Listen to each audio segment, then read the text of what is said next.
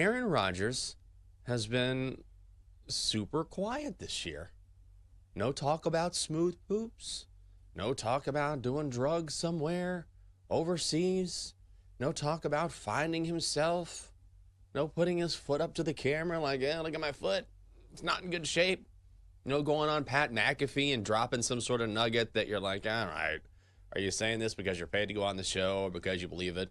He's just been playing football, and I have to say I've kind of enjoyed it. Right. It's weird how likable he is when he doesn't talk. I know. What a ringing endorsement. When this guy doesn't talk, I really like him. It's true, though. But it does make it feel like his main focus is football, right? Right. Because I think that's what people have, like, bones about. Like, if your team is not winning and you're doing all this, like, sideshow nonsense, that's when people start to get angry. You can do all the sideshow nonsense if your team is winning, but if you're not winning, don't do that. But it just so happens we are getting the best of both worlds where the Steelers are winning games and Aaron Rodgers is not talking. So it is very nice. But Jenks, I told you I've been rewatching The Office. Yeah. Did you remember that Aaron Rodgers was in an episode of The Office? He was? No, I didn't remember this at all. It's the second to last episode. He is a judge on like a talent competition show that Andy Bernard like competes in. And I was like, Aaron Rodgers is in this show?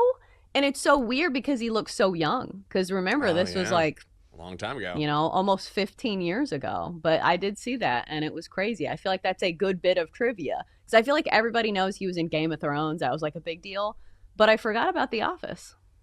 It's crazy, too, at least for me, is that when you see something iconic like that, like a sitcom or something, you always think of those characters as always being that way. I do. And then you see them now like in commercials and they look so much older, which of course makes sense. But it's just that I look older. Everybody looks older from back then. But you know what I mean? Where you have this vision of who they are because those moments in that show just stood out so much.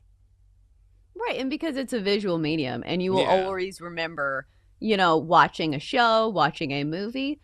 But that's kind of nice. Like, think about like these movie stars who are frozen in time in their absolute prime. Like, I feel like that's not a bad thing. I would love that.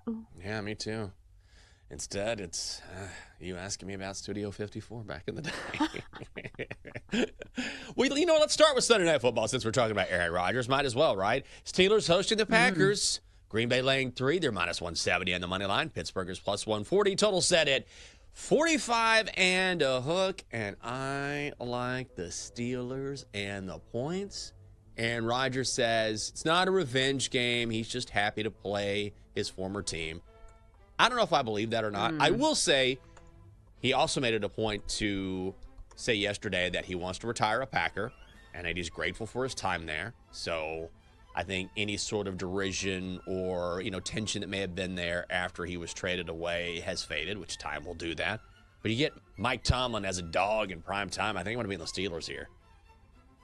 I feel like this is one of those betting trends that we've had for like 10 years where it's like Mike Tomlin as a home underdog is something you should be betting on because the numbers are good. Since 2007, Mike Tomlin 21-7-3 against the spread as a home underdog. That is the best record in the NFL during that stretch. So, Jenks, do you think this stat alone is something to base your bet on?